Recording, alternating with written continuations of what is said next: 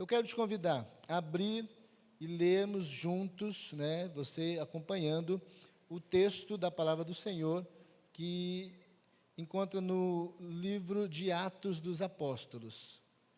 Atos dos Apóstolos, capítulo 3. Atos 3, a partir do verso 1, eu quero trazer uma meditação e compartilhar com os irmãos aquilo que Deus tem nos direcionado para o fortalecimento da igreja. Atos capítulo 3, verso 1 até o verso número 10. A cura de um coxo. Amém? Todos que acharam? Diz assim: Pedro e João subiam ao templo para a oração da hora nona.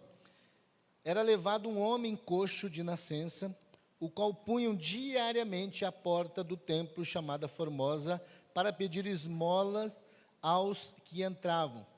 Vendo ele a Pedro e João, que iam entrar no templo, implorava que lhe dessem uma esmola. Pedro, fitando juntamente com João, disse: olha para nós. E ele os olhava atentamente, esperando receber alguma coisa. Pedro, porém, lhes disse: não possuo nem prata e nem ouro, mas o que tenho, isso te dou. Em nome de Jesus Cristo, o Nazareno, anda. E tomando pela mão direita, o levantou. Imediatamente os seus pés e tornozelos se firmaram. E de um salto se pôs em pé, passou a andar e entrou com eles no templo, saltando e louvando a Deus.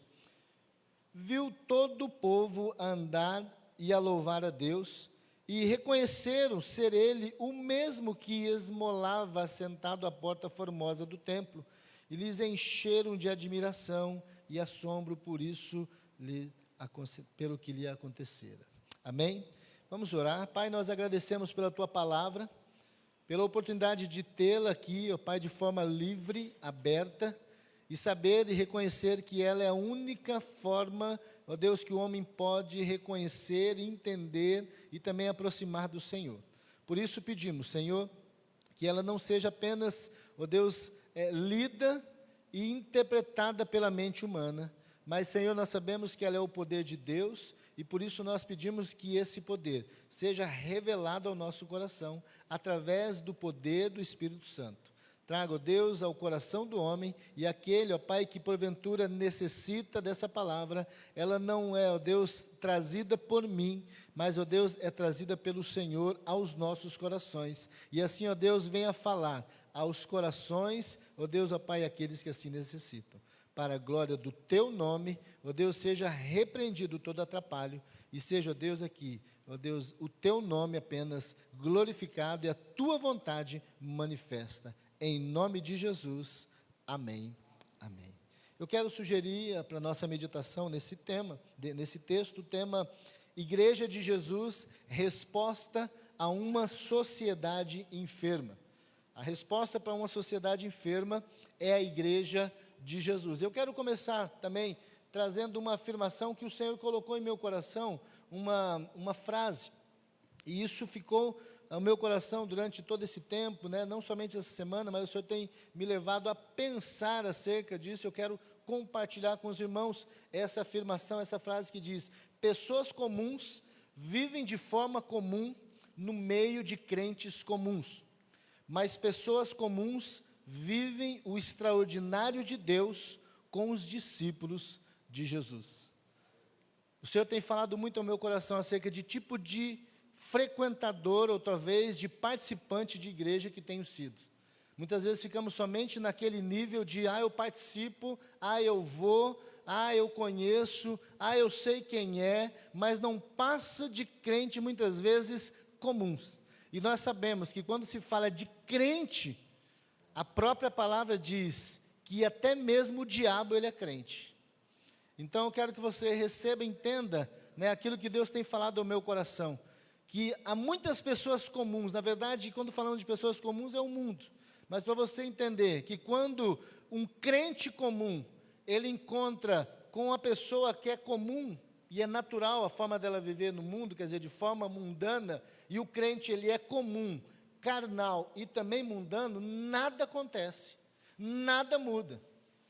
E o pior, amados, é que nós temos visto essa triste realidade acontecer a cada dia no mundo e no tempo em que vivemos. Mas quando pessoas comuns, elas se deparam com discípulos, verdadeiramente pessoas comprometidas, transformadas, que se envolvem, que são envolvidas diariamente pela palavra, através da oração, pelo mover do Espírito Santo, o extraordinário de Deus acontece na vida dessa pessoa e ela deixa de ser alguém comum e passa a ser alguém que tem identidade. Porque ela conhece o Filho de Deus. E aí, a todos quanto conheceram, Ele dá o poder de ser feito Filho de Deus.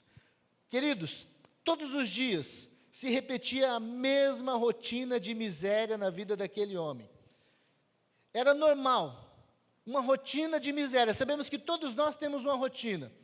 Na verdade, falamos de rotina porque nós temos aquilo que nós fazemos diariamente. Acaba sendo uma rotina, né? Você levantar, se preparar, o horário que você tem que entrar no trabalho, ou talvez o que você faz pela manhã, de repente aquela rotina você levanta, e você pode observar que tem aquelas coisas que a gente faz como de forma automática, faz parte da nossa, né, do nosso sistema, daquilo que somos. De repente alguém que levanta, vai ao banheiro, se lava, ou talvez vai direto pelo horário arrumar um alimento, a mulher age de um jeito, o homem age de outro na casa, enfim, a rotina até mesmo na linha, né, no caminho que se faz até o trabalho, enfim, nós temos muitas vezes a mesma rotina. Algo que eu quero pensar com os irmãos às vezes quando chegamos à igreja, o culto, é tão automático que às vezes a gente acaba sentando no mesmo lugar. E isso é até bom para o pastor, porque quando eu olho para determinado lugar aqui, eu não encontro alguns irmãos que têm o costume de sentar nesse lugar, eu sinto falta. Eu sinto falta, mas são rotinas. Tem gente que gosta de sentar somente desse lado. Tem outros que são acostumados a sentar naquela fileira. Outros gostam de sentar no meio. Alguns gostam de ficar ali em cima. Enfim, né, é o costume. Acaba sendo uma rotina. Eu quero pensar com você sobre isso. Aquele homem que nós lemos aqui, ele tinha uma rotina também, mas era uma rotina de miséria. Uma rotina de miséria, que ele saía de casa em direção à porta do templo para mendigar a sua sobrevivência. Não havia previdência social. Não havia uma forma dele ser amparado por nenhum tipo de lei. Na verdade, a lei daquele tempo o levava cada vez mais longe, dependendo da enfermidade, aí sim que ele está não mais dentro, muito menos próximo, ou talvez na porta do templo. Ele estaria fora da cidade. Lembra que eu preguei, que compartilhamos semana passada, sobre aquele leproso? Quando se tratava de uma enfermidade, lepra, alguma coisa de sangue, ou coisa que fosse considerado impuro, ele na verdade ele não tinha amparo, ele não tinha direito, ele não tinha dignidade, ele não tinha oportunidade, ele não tinha nada, ele só deveria esperar a morte. Esse homem vivia uma rotina de miséria. Era uma rotina, mas era essa triste situação. Ele mendigava a sua sobrevivência a cada dia.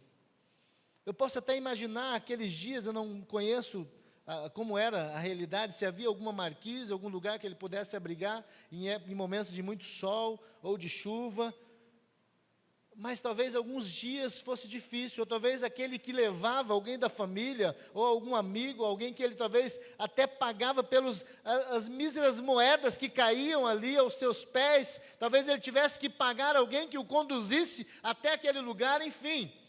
Mas ele estava ali, era como que o ponto dele, era permitido ele estar ali, esperando que alguém tivesse compaixão, até mesmo não compaixão, mas dó, para lançar alguma moeda para a sua sobrevivência. Até que dois homens, num determinado dia, dois homens de Deus, cruzaram o caminho e a vida daquele homem muda completamente. Olha só, queridos, a diferença. Quantas pessoas entravam por aquela porta? Essa porta do templo famosa, essa porta aí, era conhecida como uma porta principal. Eu não quero entrar nessa parte de história para a gente não perder mais tempo, estamos com um tempo um pouco avançado, mas era como se fosse uma porta, a maior de todas. E aqui talvez os homens entrassem por aí. Era um lugar onde havia um fluxo grande de pessoas. Ela não era pequena, ela era uma porta grande, era uma porta muito trabalhada, totalmente trabalhada na madeira e também no ouro e na prata. Talvez seja por isso que alguns aqui teólogos, eles nas suas interpretações e deduções, eles falam que talvez Pedro olha na referência àquela porta e diz, olha, eu não tenho prata, não tenho ouro, naquilo que ele estava vendo, referindo toda aquela beleza e aquele poderio, mas enfim, ele estava naquele lugar, todos os dias. Passavam muitas pessoas que também estavam entrando ali, como era costume dos judeus entrar para orar, para estar no átrio, para estar apresentando algum tipo de sacrifício. Muitos entravam ali, mas como nós falamos no início, talvez eram os comuns. Não se trata de título, não se trata de posse de vida, mas de qualidade do coração. Isso me faz lembrar daquela parábola que Jesus fala de um homem que não tinha nome, mas apresenta a sua nacionalidade, que já era suficiente para saber que diante dos judeus ele não era nada. E a parábola é do bom samaritano, um impuro, imundo, misturado. Para os judeus não valia de nada, mas Jesus fala na sua parábola que um homem foi espancado e ficou à beira do caminho. E passa por aquele lugar um sacerdote, e vai do outro lado, passa um levita e vai do outro lado, e aí vem um homem sem valor, segundo a sociedade, e tem compaixão daquele. Muitos passavam ali e não tinham compaixão, nada fazia, nada fez, nada mudava, talvez mudava de caminho, que importunava aquele homem pedindo todas as vezes, incomodava, mas cruza o caminho daqueles homens, dois homens de Deus, e tudo muda. Querido, o que o mundo de hoje necessita também é ver Cristo, o Cristo do primeiro século, realizando cura e libertando os oprimidos do diabo através da igreja. Mas não me refiro a um grupo apenas que se reúne como pessoas comuns, mas discípulos, a igreja, o corpo de Cristo. Mas infelizmente, isso tem sido difícil diante da realidade de uma igreja muito moderna. Uma igreja que acabou ultrapassando aquilo que ela deveria ser. Talvez aqueles que entravam, que atravessavam pelo caminho daquele homem, desviavam, talvez quase tropeçavam, eram tidos como superiores, não posso, apurados, envolvidos. Um pouco da realidade do que nós vivemos hoje. Mas o que o mundo precisa é enxergar, é ver. Na verdade, eu não falo o que precisa, mas eu acredito que o mundo está à procura de ver esse Cristo do primeiro século. E ele só será visto, ele só pode ser visto, é possível ser visto através da igreja. O Cristo do primeiro século, o Filho de Deus, ele será visto, ele é visto pela igreja. A história diz que aquele esfarrapado coxo, porque eu falo isso não talvez para poder expor ou para humilhar, mas imagina um homem, o texto fala lá à frente já, no final do capítulo 4, depois de muitas coisas que acontecem com Pedro e João, vai dizer que aquele homem que foi curado, ele estava vivendo, na verdade o texto vai falar que ele era coxo de nascença, e a realidade dele, no período em que ele foi curado, já tinha passado mais de 40 anos que aquele homem nunca tinha experimentado o que é andar, sair do chão, que ele conhecia, talvez fosse deitar em algum lugar que fosse conhecido como cama, mas alguém que era da cama ou de alguma cadeira para o chão. Imagina o tipo de roupa que ele tinha, que ele vivia, com certeza totalmente esfarrapada, arrebentada, ele não tinha condição de trabalhar, ele não tinha benefícios sociais, ele não tinha direitos, ele não tinha benefício de previdência, ele só tinha um direito, se contentar com o chão. Então talvez seja conhecido como um esfarrapado. E esse esfarrapado, ele não podia entrar no templo. Ele não podia nem sequer desejar adorar, ele só poderia ficar à porta para fora, esperando que alguém o ajudasse. Talvez escutasse alguém cantando por ali, mas ele mesmo desejava entrar, mas não podia. Acredito que talvez isso no seu coração já fosse algo totalmente vencido. pelo sistema que o engolia, dizendo: você não pode. E às vezes nós envolvemos também em um sistema que é fácil dizer: não pode, não faz, ao invés de procurar no Senhor solucionar. Aquele homem tinha sido engolido, ele vivia naquela realidade, ele não poderia, ele não tinha direito de entrar no templo, a lei o impedia, ele era impuro, e segundo talvez a tradição, isso era de costume entre eles, quando via um aleijado, um cego, alguém enfermo, eles questionavam dizendo: quem pecou? Foi ele ou os pais, para que vivesse como se Deus fosse um Deus de punição, um Deus que olhasse para a pessoa dentro do ventre e falasse assim: você vai ser mau e eu vou te punir desde já, e colocasse uma cegueira, ou uma má formação, ou algum problema que o levasse a viver uma vida totalmente limitada.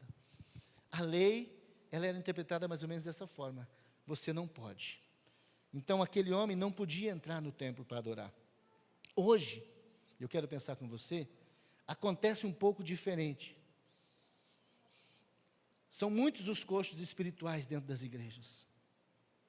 A gente sabe que um coxo, ele é limitado, ele não tem condição de andar com as próprias pernas, ele não se locomove por meios próprios, ele precisa de alguém, ou talvez de alguma forma que o conduza, que o leve. Hoje nós temos a cadeira, que facilita, que possibilita, não fazer, mas possibilita, mas meios próprios dele mesmo, como nós temos pernas sadias, pés fortes, não.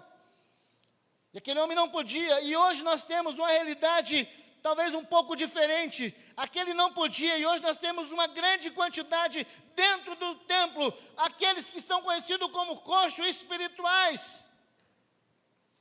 Eles estão dentro da igreja, não creem no poder do nome de Jesus, a incredulidade os engoliu, os impediu de enxergar que eles podem sim, pelo poder do Senhor, fazer a diferença, experimentando primeiro na sua vida, e por isso não compartilha dos outros. Se Deus não mudou a minha vida, eu não vou falar para aquele outro, e é uma verdade clara.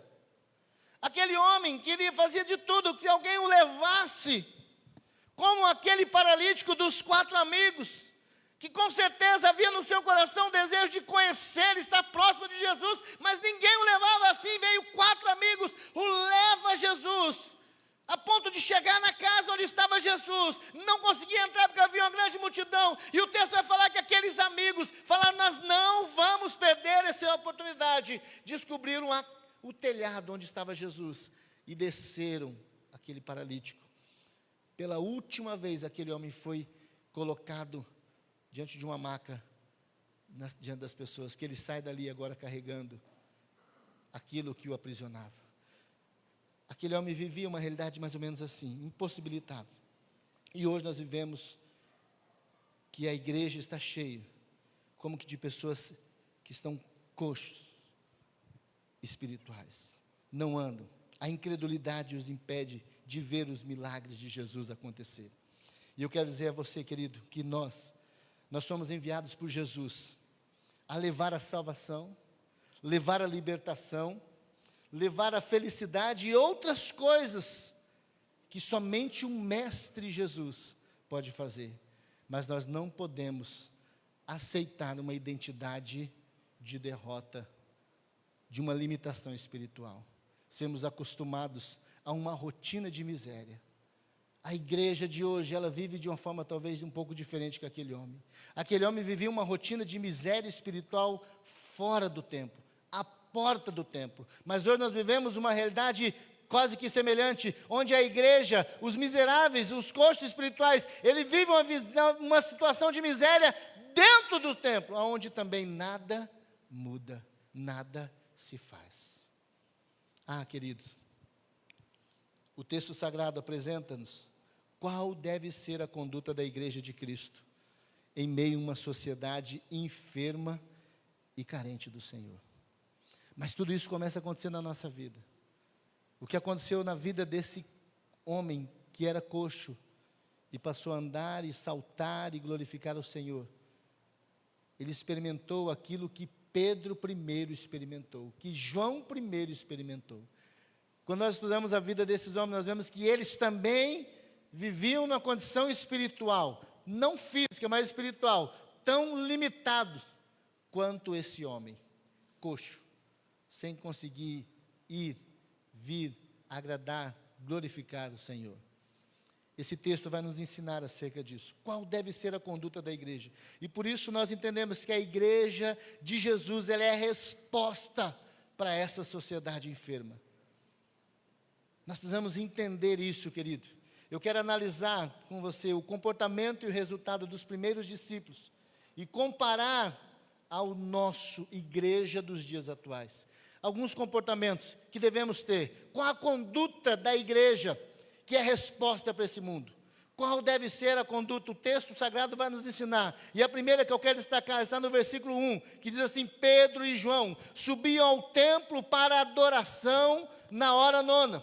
Querido, a primeira conduta: tenha um compromisso diário com a oração. A igreja precisa entender que a diferença e tudo começa com um compromisso diário com a oração. A oração não deve ser um programa, não deve ser uma opção, um negócio dizendo: mas eu não tenho vocação para orar. Não, a oração ela deve ser parte da nossa vida. Uma rotina de oração, ela é crucial para que estejamos conectados com o Espírito Santo o tempo todo, independentemente do que acontecer em nosso dia. Nós precisamos de um tempo de oração, da primeira hora de oração, de um tempo de oração, de um hábito de oração. Talvez aqueles homens, Pedro e João e os demais, não iriam encontrar aquele necessitado se eles não tivessem o hábito de orar.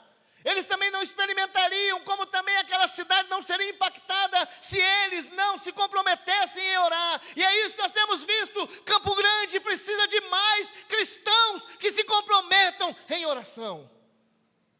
Amém?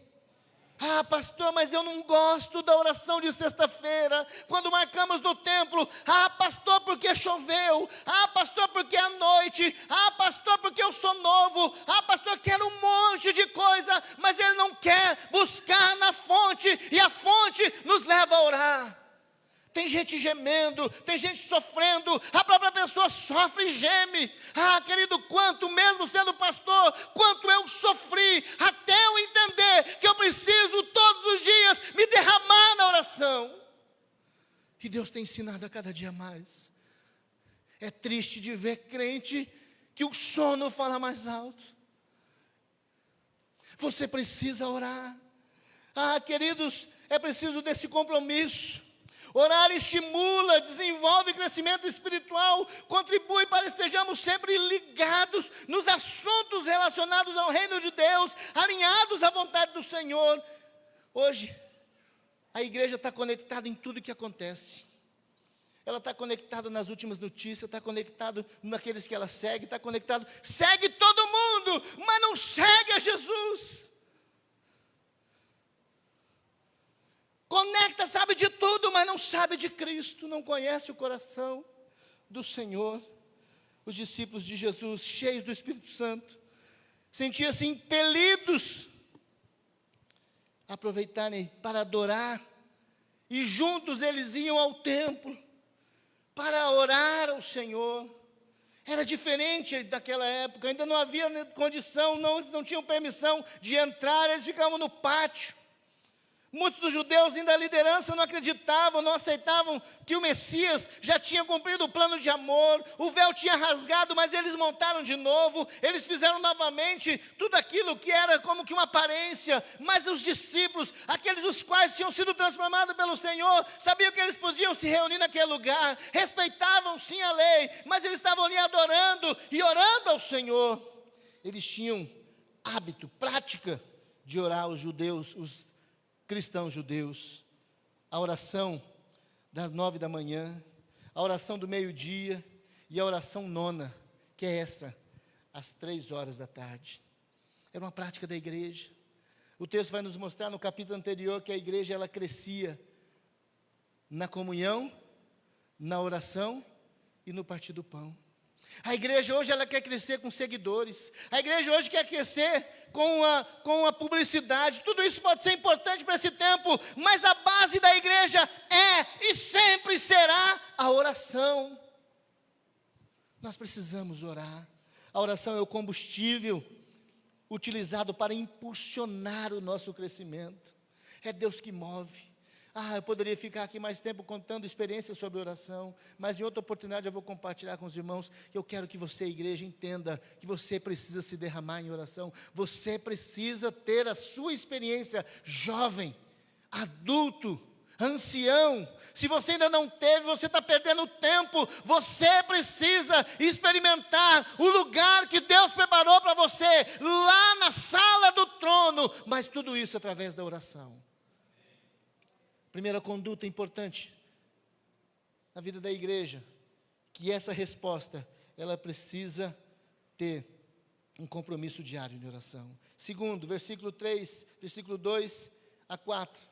Era levado um homem coxo de nascença, o qual punha diariamente à porta do templo, chamada Formosa, para pedir esmola aos que entravam. Vendo ele a Pedro e João, que ia entrar no templo, implorava que lhe desse uma esmola. Pedro, fitando juntamente com João, disse: olha para nós.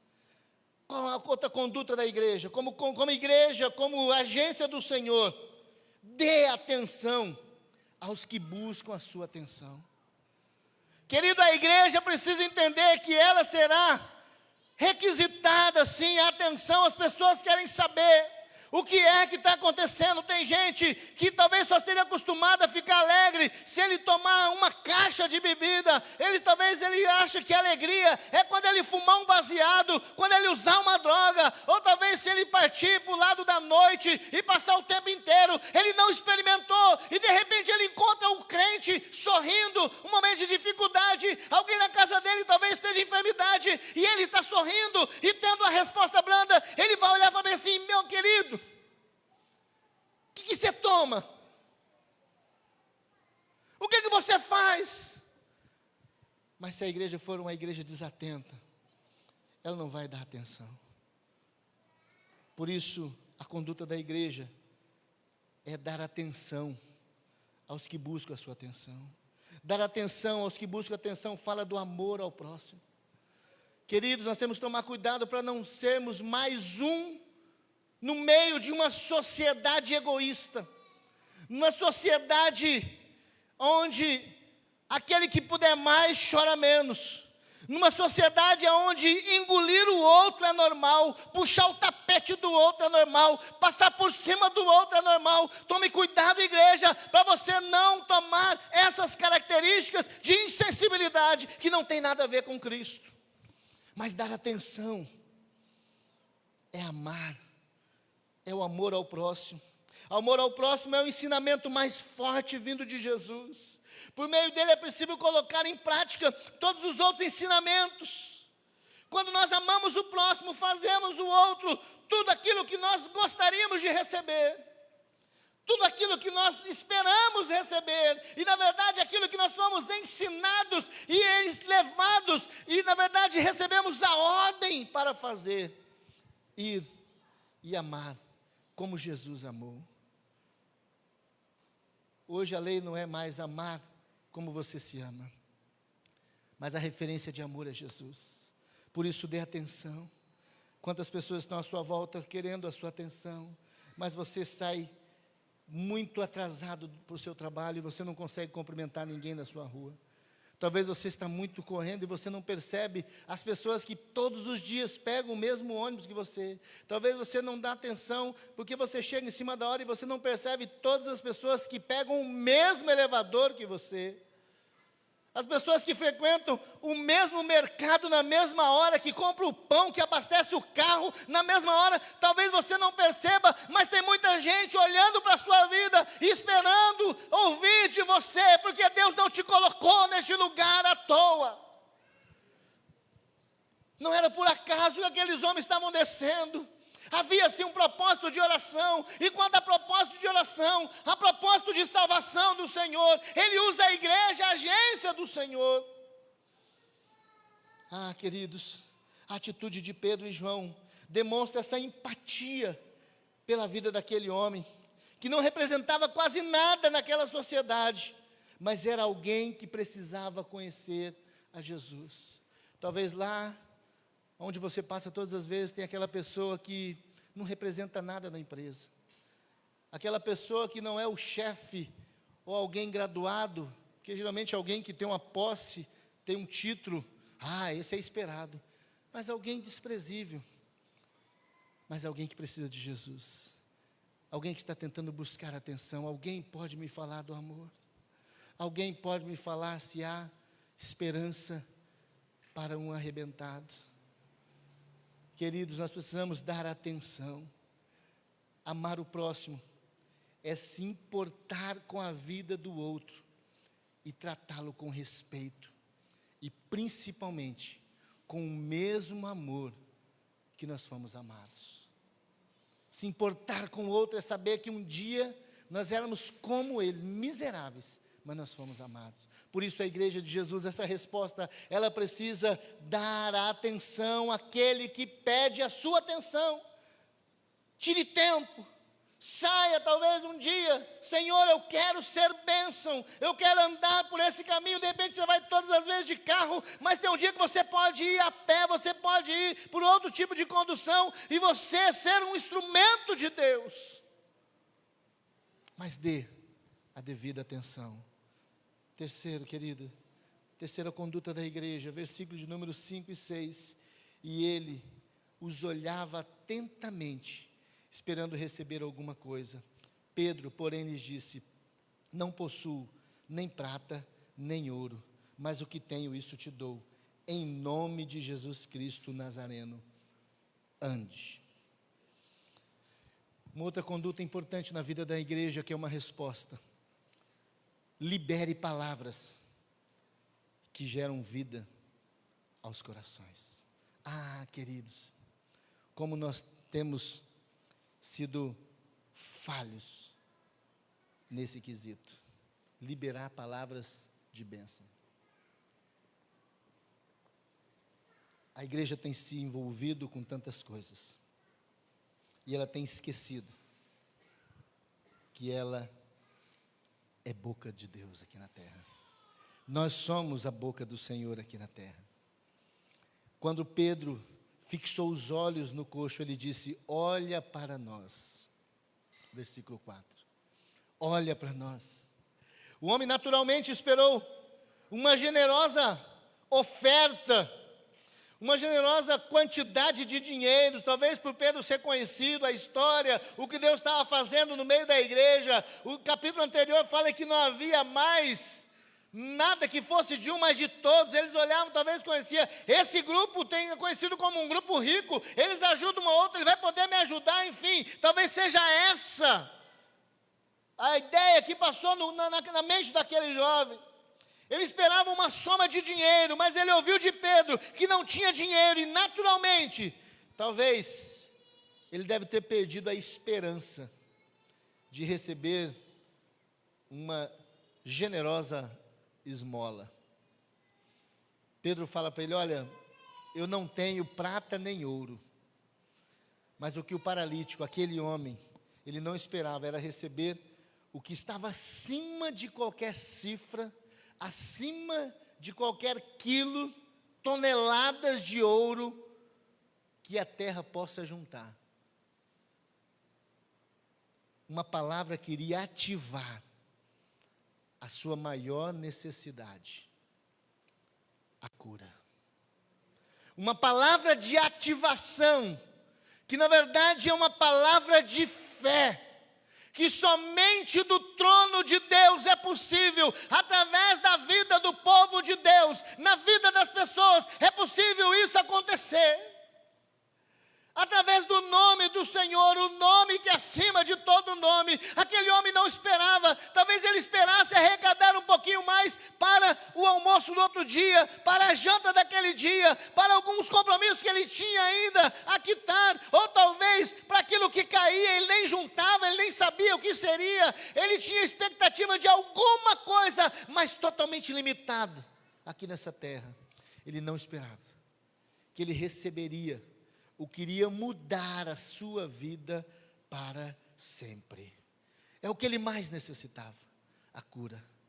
Querido, quando o Senhor direciona a mim, quando direciona a nossa vida a um desses necessitados, nós não vamos apenas a passeio, Você não vai apenas para conhecer a casa, ou o trabalho, ou a ocupação de alguém, não. Você vai para fazer a diferença como igreja do Senhor, como agência do Senhor. É o que aconteceu com esse homem. Ele recebeu o que ele mais necessitava, a cura. O imperativo desse texto, em nome de Jesus Cristo Nazareno, anda. Atuou no íntimo daquele homem, penetrou diretamente na raiz daquele mal, ergueu fisicamente aquele homem e ergueu espiritualmente aquele homem, através de uma palavra de fé, que foi liberada com autoridade. Por isso eu e você, nós somos chamados para liberar palavras que geram vida. Amém? É uma igreja cheia de poder, cheia de autoridade. Ela libera uma palavra que vai gerar transformação. E eu pergunto, o que custou para Pedro e João? O que custou? Será que custou muito para eles? Nada, né, queridos? Apenas interesse. Aí eu trago para nós, o que custa para mim e para você? O que custa para a igreja parar e declarar também sobre a vida daqueles uma palavra que vai gerar vida? Eu tenho visto isso sempre que estamos ao centro da cidade.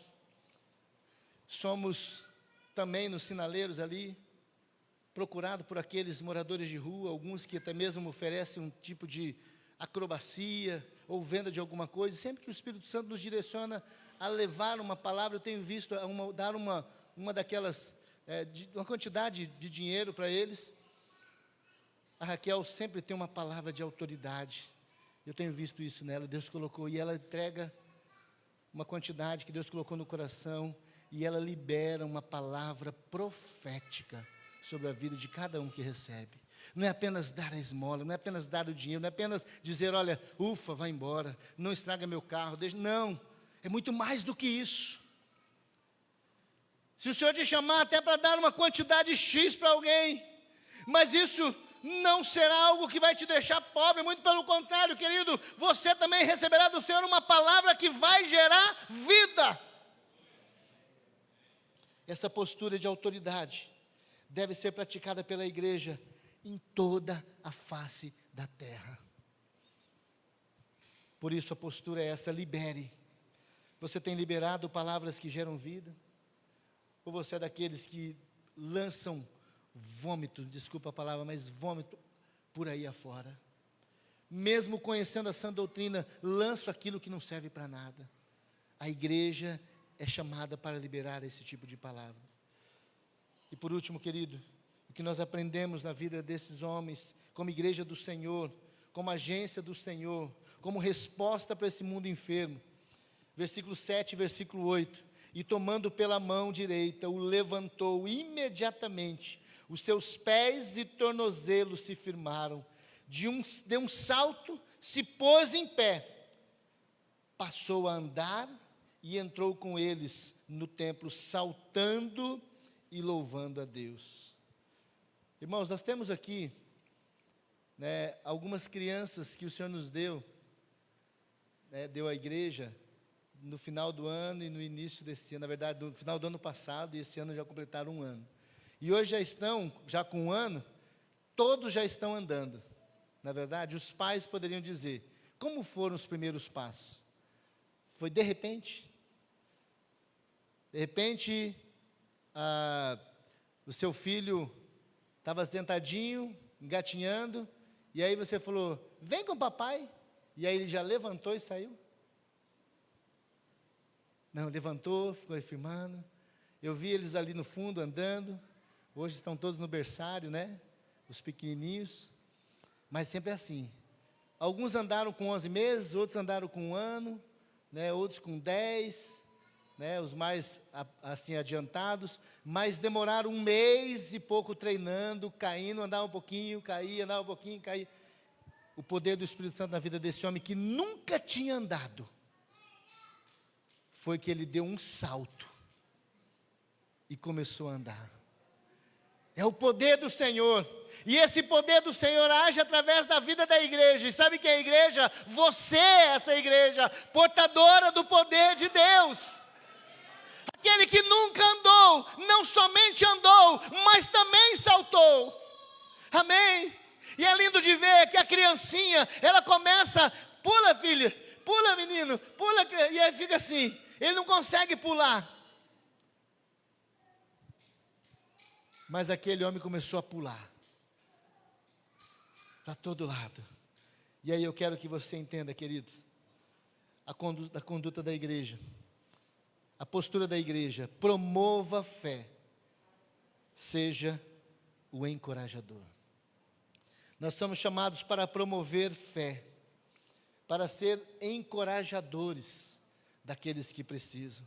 Pedro tomou o coxo pela mão, o poder do Espírito Santo passou para o corpo impotente daquele homem. Olha só, dentro de você, dentro da igreja, há um poder do Espírito Santo de Deus. A promessa do Senhor se cumpriu, dizendo assim: descerá sobre vós o Espírito Santo, e ser-me-eis minhas testemunhas, tanto em Jerusalém, Judeia, Samaria e até os confins da terra. É isso que Lucas escreve acerca do poder que há em nós. O poder chama dínamos, o poder do céu está sobre você, e esse poder que estava em Pedro, que estava em João, de repente quando ele estende a mão, e pegou pela mão direita daquele homem, e aí de repente, querido, nós vemos aí que passou para o corpo, que era impotente daquele homem, os músculos atrofiados dos pés e dos tornozelos tornaram normais.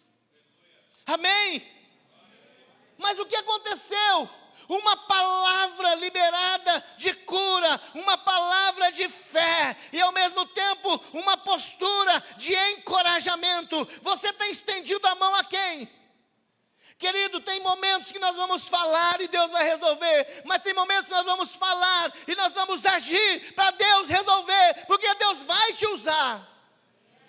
Mas muitas vezes nós falamos assim: fulano é mole, eu até tentei, o Antônio é mole, não quer. Mas na verdade não é que ele é mole, querido, é que tem momentos que eu preciso chegar, pegar pela mão, e ele vai olhar para mim e vai acreditar, falar assim: eu acredito. E de repente algo começa a acontecer na vida dele, porque ele se sentiu seguro. Que tipo de segurança você tem passado para aqueles que estão à sua volta, que não conhecem a Jesus? Qual a segurança? Pedro passa uma segurança para um homem ficar de pé, um homem que nunca tinha experimentado estar de pé.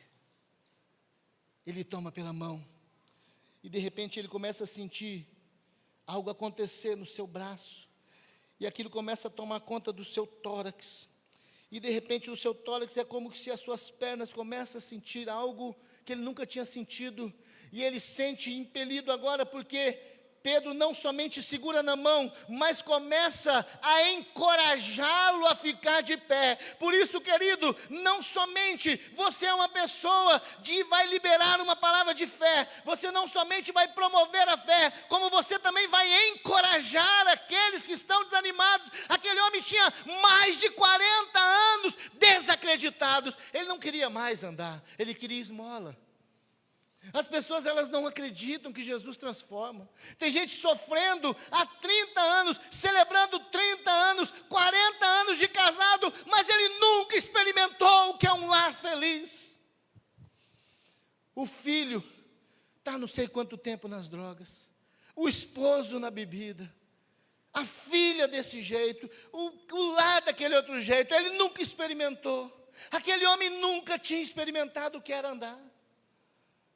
Mas ele não sabia que ali na sua frente estava um que promoveu fé, e alguém que poderia encorajá-lo, ia colocar de pé. Seu encorajador, sabe o que é, querido? Eu me comprometo, Amaury, em te colocar de pé. Seu encorajador é você olhar para aquela pessoa que está do lado, sofrendo, moribundo, arrebentado, casamento destruído, e você vai falar assim: eu me comprometo, se você quiser, a te colocar de pé. Você vai ficar de pé. Pedro fez isso, tomou pela mão. O que a palavra nos faz entender, querido, é que esse maravilhoso relato é que a fé, ela só funciona, e a tornamos evidente e visível através de atitudes e gestos que a realmente comprove que você está em Deus. Por isso, tudo isso nos liga ao início, porque para estar em Deus, eu preciso ter um compromisso de oração. Para eu promover fé na vida do meu irmão, do meu vizinho, eu preciso estar em Deus. Para ser o encorajador, eu preciso ser o intercessor, e aí eu estarei em Deus. Tem gente que está deixando. Capítulo 6 de Atos tem acontecido nesse tempo. Tem muita gente que já achou duro o discurso da igreja, que está passando pela reforma dos tempos modernos.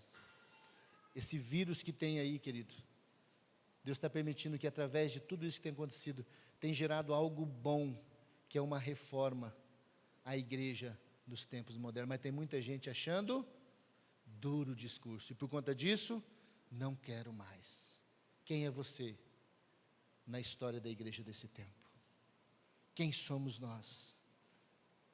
Pedro e João promoveram no coração daquele homem uma fé, que o nome de Jesus é suficiente. Isso resultou em cura, e o fez, sabe o quê? Dar um salto da miséria,